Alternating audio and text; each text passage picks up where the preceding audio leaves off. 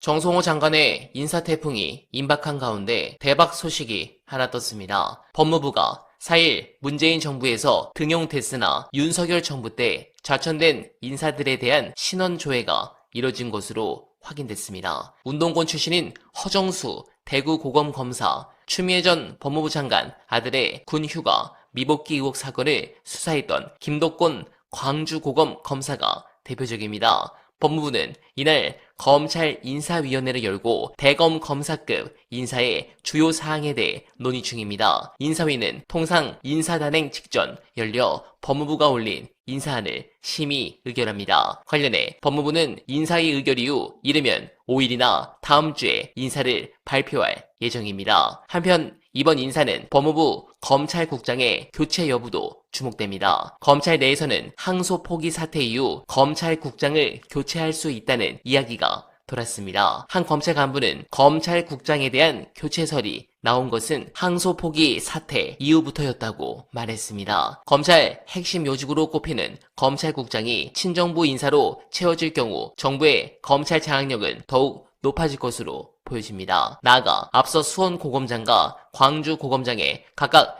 이정현, 고경순 고검장이 임명되며 한직으로 꼽히는 법무연수원 두 자리가 공석인 상황인데 법무연수원의 항소 포기 사태 당시 설명을 요구한 검사장에 대한 질책성 인사 조치가 이뤄지면 인사폭은 더욱 커질 가능성이 있습니다. 네, 강하게 나가야 합니다. 그래야 저들이 다시는 기어오르지 않습니다. 관련해 참교육은 국짐도 필요한 상황인데 오늘 가장 화제가 된 분서 끝까지 들어주시고 여러분들의 생각 댓글로 부탁드립니다.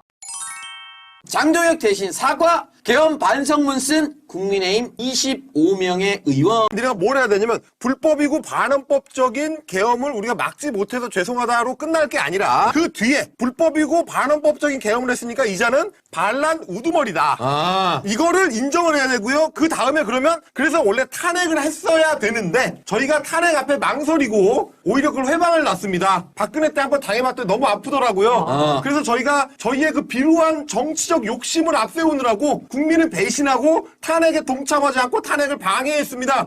저희가 죽일 놈들입니다. 라고 가야 그제서야 국민들하고 눈높이가 같은 거예요. 네. 그러면 사실 그 정도로 얘기하면 정계 은퇴죠. 그런 놈들한테 나라를 어떻게 맡깁니까? 안 되죠. 그래서 안 된다는 거예요, 니네가. 네. 자, 어쨌든 초재선이 교환 게 이제 저 정도였고. 해봐야 소용없어. 저거를 오늘 오전에 했잖아요. 오늘 새벽에는 추경호 그 구속영장 기각됐다 거기 가가지고 다 얼싸.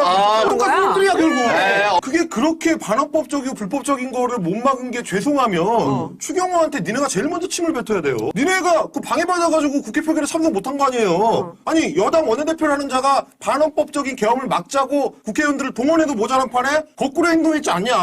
추경호 나와라 끌어내려라 이렇게 니네가 먼저 반성을 해 그 증서입니다. 쟤들은 가는 데마다 스탠스가 달라지는 거예요. 맞아요. 여기서는 고개 숙이고 사과하고 있고 추경호 앞에서는 추경호 외치고 있고 특검 가서는 추경호가 표결 방해했습니다. 저희가 늘 이제 이 방송을 통해서 여러 번 강조를 하지만 정치를 왜 하냐 이거예요. 공적인 일을 하고 싶어가지고 정치를 하는 거 아니에요. 네. 공공을 위해서 봉사하겠다고 그 직업을 택한 거 아닙니까? 근데 추경호라 그래도 우리가 오래 알아온 세월이 얼만데 네. 그렇게 어떻게 모질게 해. 그래서 우리 당 원내대표로 고생했는데 내가 그때 밥도 여러 번 얻어먹었는데 이런 사적 감정을 앞세우니까 니네가 안 되는 거예요. 거기 가가지고 얼굴 비추는 게 중요한 겁니까 그렇게? 희한한 놈들이야 진짜. 자, 한동훈 계엄 예방 못해 깊이 사과. 이재명 대통령 계엄 빼고 나쁜 짓 다 해라고 이야기를 남겼습니다. 메시지의 중심이 이재명 욕하는 거에 가 있죠. 네, 내용 보시면 국민의힘 지도부가 내놓은 메시지를 두고 사과가 맞느냐라는 지적에는 이거 사과 받는 사람 기준이다라고 하면서 이 사과를 받을 분은 민주당이 아니라 국민이다. 우리는 민주당에 사과할 필요가 없다. 제일 웃긴 게 뭐냐면 민주당에 사과를 해야 되는 게 아니고 국민한테 해야 된다. 민주당이 언제 사과를 하려고 그랬어? 민주당에 왜 사과를 해? 민주당이 뭘 사과했어야 되죠? 아니 잘못한 줄을 안 가봐요 이제. 알긴 알아봐. 수거 대상으로 해가지고 국회의원들 다 잡아가려고 했던 거 그런 거는 사과 받아야지. 그런 거 사과 받아야 되는데 아니 지금 이 판국에 누가 민주당에 사과를 하라고 합니까? 엉뚱한 소리 하는 거예요. 저 양반은 근데 지난 정권 때부터 계속 저랬거든. 자기가 불리한 얘기만 나오면 갑자기 딴 소리를 해. 민주당은 뭐 잘했습니까? 이재명 대표는 뭐 잘했습니까? 네. 아니 누가 이재명을 얘기를 하고 누가 민주당을 얘기를 해요. 그러니까 질문에 대한 답변을 해야 되는데 조금 불리하면 말을 돌려가지고 너네도 그렇죠. 똑같은 거 아니냐 이런 얘기를 하고 앉아있는 거야. 아직까지 저 화법을 제대로 바꾸지도 않고 있다. 그래서 이제 한동훈이 뭐 페이스북에 막 글을 길게 썼어요. 이 시간 동안 뭐 국민의힘이 다 모여가지고 그날 현장에 우리가 같이 막았다 이런 거 하니까 그걸 전용기 의원인가 페이스북에 공유를 해갔어요. 우리가 국민의힘을 못 믿어서 국민의힘 의원들이 다 도착한 거는 확인을 했으나 국민의힘을 믿지 못해서 민주당 단독으로라도 150명을 맞추기 위해서 기다리게 있었다. 사실은 당연한 거 아니겠습니까? 네네. 실제로 모 의원은 들어갔지만 표결에 참여하지 않았다니 나왔잖아요. 누가 들어갔고 몇 명인지 어떻게 카운팅하려고 뻔 의도를 가지고 들어갔었던 국민의힘 의원이 있었기 때문에 신동 최고위원. 민주당 의원들 입장에서는 그렇게 할 수밖에 없었다. 그리고 그거를 이제 와서 그런 식의 이야기를 하는 게 얼마나 부끄러운지를 아셔야 돼요. 아마 저분은 이제 국회 의사 진행 일정이라는 거를 모르실 수 있습니다. 국회의원을 해본 적이 없어요. 다시 한 번 말씀드리지만 한동훈 대표는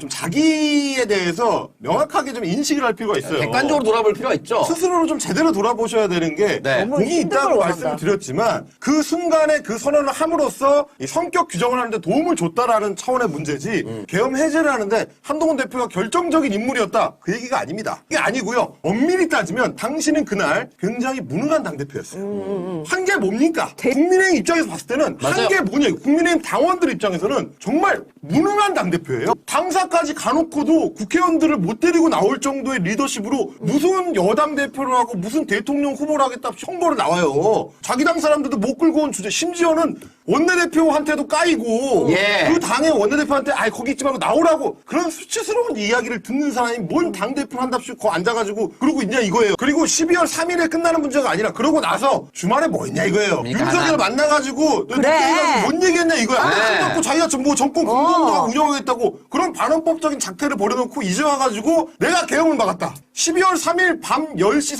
30분에 한동훈의 인생은 끝납니까? 그 뒤에 6개월을 길에서 보낸 국민들이 있는데 뭐 하는 인간이야 도대체. 양심 있어야지. 네, 공감합니다. 끝으로 오랜만에 언알바 브리핑을 시작하겠습니다. 내란 전담 재판부법 추진을 둘러싼 논쟁은 이제 법의 신속성과 사법부의 방어막 간의 대결로 번지고 있습니다. 최근 추경호 구속영장 기각은 사법부가 현 정권의 사법개혁 드라이브에 대해 어떤 태도를 취하고 있는지를 상징적으로 보여줍니다. 이러한 사법부의 기류를 볼 때 만약 내란 전담 재판부법이 국회를 통과한다면 법원이 곧바로 위헌 법률 심판 제청 카드를 꺼낼 가능성은 결코 낮지 않습니다. 위헌 제청이 이루어지는 순간 해당 법률의 효력은 헌법재판소의 심리가 끝날 때까지 정지됩니다. 이것이 바로 입법의 목적을 퇴색시키는 치명적인 딜레마입니다. 법과 정의의 싸움은 신속한 승리보다 지연된 패배가 더 치명적일 수 있습니다. 입법의 목적을 지키기 위한 사법 방어 전략이